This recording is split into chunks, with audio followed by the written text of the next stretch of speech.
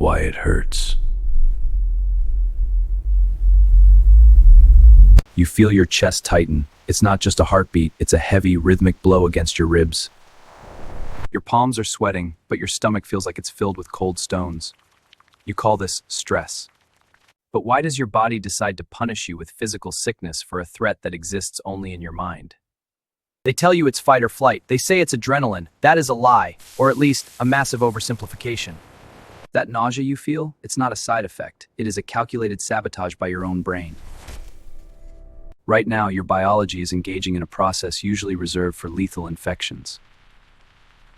We need to go deeper than psychology. We need to look at the cellular treason happening inside you. Why do you want to curl up and hide? Why do lights seem too bright and sounds too loud? You are not broken. You are running an ancient, outdated software that mistakes an email for a predator. Let's dissect this mechanism. Welcome to the anatomy of your misery. When stress hits, your brain doesn't just panic, it declares bankruptcy on your energy reserves. It shuts down expensive systems. Your digestion stops. Your skin turns cold. But here is the secret: cytokines. These are proteins used to fight viruses. In deep stress, your brain thinks you are physically wounded. It triggers systemic inflammation. You feel sick because, biologically, you are sick. It's called sickness behavior. Evolution forces you to be lethargic, so you don't waste energy needed to heal a wound you don't actually have. This is why you can't think clearly. Your prefrontal cortex is offline to save fuel. You literally become less intelligent in the moment you need intelligence the most. Cortisol is stripping your muscles of protein to create glucose. You are eating yourself. It is a desperate biological gamble, and you are losing. But there is a deeper reason for the pain. It's called prediction error. Your brain is a prediction machine. It constantly hallucinates your reality before it happens. When reality contradicts your prediction, the brain perceives it as a system failure. This mismatch releases a neurochemical cocktail that feels like physical pain. Social rejection or failure activates the same neural regions as a burn or a broken bone. The anterior cingulate cortex doesn't know the difference between a broken heart and a broken leg. To the primitive brain, being wrong about the future means death. So it creates suffering as a learning signal. Do not do this again.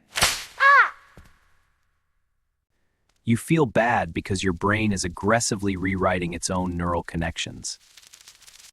Learning hurts. Change is biological violence. Your system gets stuck in the on position. High pressure becomes your new baseline.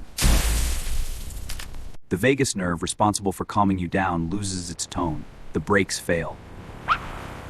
You feel sick at rest because your body has forgotten how to be at peace. Your mitochondria change shape. They stop making energy and start making shields.